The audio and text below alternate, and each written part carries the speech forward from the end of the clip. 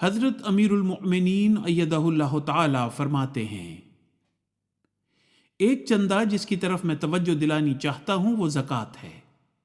زکوٰۃ کا بھی ایک نصاب ہے اور معین شرح ہے۔ عموماً اس طرف توجہ کم ہوتی ہے۔ ذمہ داروں کے لیے بھی جو کسی قسم کا ٹیکس نہیں دے رہے ہوتے ان پر زکوٰۃ واجب ہے۔ اسی طرح جنہوں نے جانور وغیرہ بھیڑ بکریاں گائے وغیرہ پالی ہوئی ہوتی ہیں ان پر بھی ایک معین تعداد سے زائد ہونے پر یا ایک معین تعداد ہونے تک پر زکوٰۃ ہے۔ پھر بینک میں یا کہیں بھی جو ایک معین رقم سال بھر پڑی رہے اس پر بھی زکوٰۃ ہوتی ہے۔ پھر عورتوں کے زیور پر زکوٰۃ ہے۔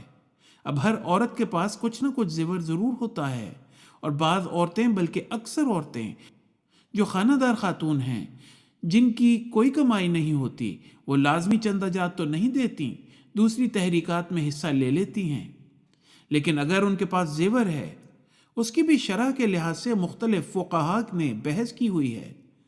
52 تولے چاندی تک کا زیور ہے یا اس کی قیمت کے برابر اگر سونے کا زیور ہے تو اس پر زکوٰۃ فرض ہے، اور 2.5% اس کے حساب سے زکوٰۃ دینی چاہیے اس کی قیمت کے لحاظ سے۔ اس لیے اس طرف بھی عورتوں کو خاص طور پر توجہ دینی چاہیے اور زکوٰۃ ادا کیا کریں۔ بعض جگہ یہ بھی ہے کہ کسی غریب کو پہننے کے لیے زیور دے دیا جائے تو اس پر زکوٰۃ نہیں ہوتی، لیکن آج کل اتنی ہمت کم لوگ کرتے ہیں کہ کسی کو دیں کہ پتہ نہیں اس کا کیا حشر ہو۔ اس لیے چاہیے کہ جو بھی زیور ہے چاہے خود مستقل پہنتے ہیں یا عارضی طور پر کسی غریب کو پہننے کے لیے دیتے ہیں، احتیاط کا تقاضا یہی ہے کہ اس پر زکوٰۃ ادا کر دیا کریں۔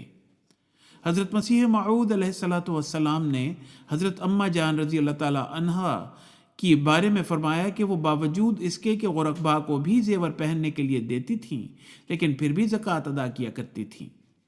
تو احمدی خواتین کو زکوٰۃ ادا کرنے کی طرف خاص طور پر توجہ دینی چاہیے، اور جب عورتوں کی کوئی آمد نہیں ہوتی اور اکثر عورتوں کی آمد نہیں ہے تو ظاہر ہے اس پر زکوٰۃ کی ادائیگی میں مردوں کو مدد کرنی چاہیے۔ حوالہ خطبہ جمعہ فرمودہ 28 مئی 2004، مطبوعہ الفضل انٹرنیشنل 11 جون 2004۔